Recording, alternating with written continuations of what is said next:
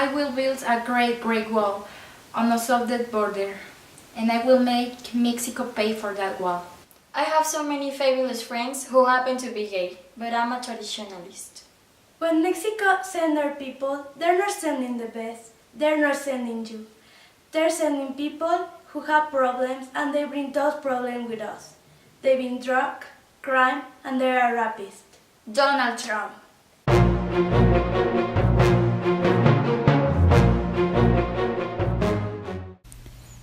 In the 80s, Ronald Reagan attacked the Soviet Union in his political campaign, and this hasn't been repeated until now with the current President of the United States of America, Donald Trump, who bases his political strategy on attacking Mexico's national interests with treaty proposals, and we can highlight the following ones.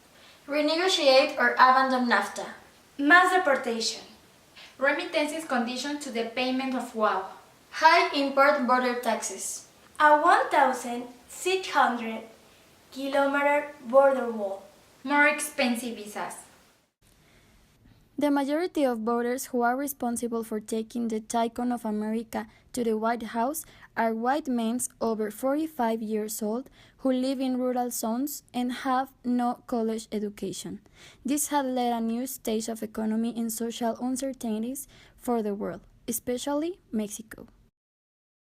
Mexico is currently faced with the big question of what direction the country will take.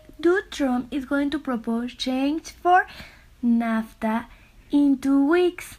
This is one of the main treaties he used in his political campaign. As we know, the North America Free Trade Agreement was signed in 1994 between the USA, Canada, and Mexico to create a free trade zone with the aim of granting status of more favored nation to the members. Since it started to perform, the trade has quadrupled from $297,000 million to $1.14 billion, propelling the economy of the three countries and reducing the prices to the consumers. Of the total export from Mexico to the world, 82% are sent to the US and Canada, of which more of it goes to the US, overcoming the $534 million per year. However, the production model since its start has created a strong dependence from Mexico to the US for the sale of financial services, education, telecommunication, computing, information, transportation, automotive, and agri-food. This dependence was created by the elimination of the commercial tariffs that allowed to the American companies to export of agri-food products, and when Mexican farmers weren't able to compete against this industry, 1.3 million of them lost their job. In 1993, before NAFTA, the unemployment population accounted for 3.9% of the labor force in Mexico. By 2015, the figure reached 5% of this population. Despite this, NAFTA has eroded many trade barriers between Mexico, the United States, and Canada, thus making North America the largest free trade area in the world with respect to global GDP. Who will be the most affected if NAFTA is eliminated? Canada is the first trading partner of the US, followed by China and then Mexico, while for our country, the commercial leader is the US. Another of the biggest controversies that has awakened the fear to Donald Trump, the Mexican people, is the massive deportation. 37 million of people with Mexican province are established in the USA, of which 12.3 million are migrants. And only 6.5 million are legal. Keeping his promise to strengthen the fight against illegal migration, Trump increased the categories of undocumented migrants that should now be a priority for deportation. There are different reasons why Mexicans decide to risk their lives by crossing the northern border illegally. One of the most common is to search for better employment opportunities to support their family back in Mexico through remittances.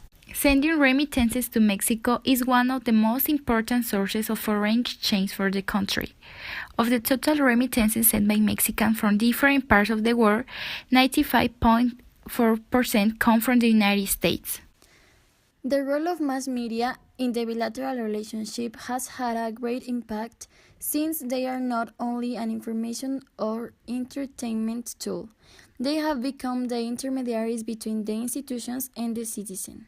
In the political context, the media become an additional player in which they influence by supporting or opposing popular attitudes, and it can be voluntary or involuntary. The key element in political campaigns to reach the citizen is the press, because it empowers the media to use the electoral candidates and establish certain positions on the spectators. On June 15, 2015, Donald Trump presented his candidature for the presidency. His racist tendency manifested against Mexican immigrants, incited a controversy around the world, including the media in Mexico with American content channels. In just days, there was a business boycott, mainly of his business in Latin America, and also caused social impact when celebrities from different cultural industries and opinion leaders expressed their disgust to the entrepreneur tycoon using their social networks, making use of only 140 characters to raise sensitive issues of both domestic and foreign policy. Although Trump became president sounds impossible. In November of 2016, he resolved winner. For Trump to achieve his goal, he based his political campaign on 4 strategies of manipulation of the renowned Noam Chomsky. Anti-establishment. This is a strategy that worked for him, transforming his biggest defect into virtue. He is like a wolf, warning of the danger of wolves. Keep the public in ignorance and mediocrity, and encourage the public to be complacent with mediocrity. Make the public unable to understand the technologies and methods used for the control under slavery. Knowing individuals better than they know themselves. This is why Donald Trump uses the big data, a powerful tool that allows information to supersell itself and get ahead of our attention, making it easy to convert democracy in an information dictatorship. They will tell you exactly what you want to hear. Trump was a candidate who called Mexican immigrants rapists and criminals, in addition to promising the deportation of millions and building a wall to prevent the entry of others, revived affairs in Mexico about sovereignty and respect for part of this northern neighbor.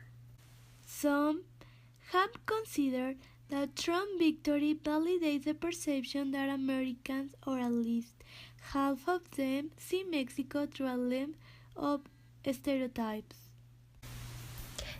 The theory of political economy of communication explains this phenomenon, as it talks of the relationship between the media, communication system, social structure, and governments, and how they influence each other.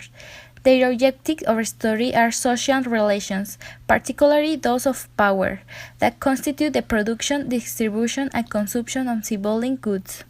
The several economic agreements in which Mexico and the United States are involved have contributed to the relationship or dependent capitalism, and to the conflict our countries have now, occupying a fundamental place as transmission belt that made it possible to master the content of communication and the culture by the capital. As a result, media growth is seen as index of development. The decisions made by Donald Trump clearly affects Mexico. This is why his arrival to the presidency represents an opportunity for economic, social, and cultural development. Although we must look toward other horizons through expanding relations with Europe and South America, impulsing the Mexican economy by consuming national products and rescuing Mexican values and traditions. Achieving this way the independence of Mexico towards the northern border. The real wall we have is here, in Mexico.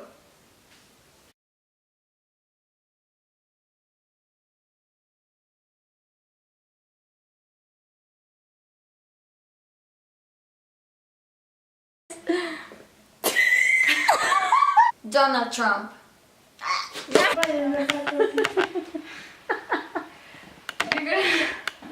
Va para Blue.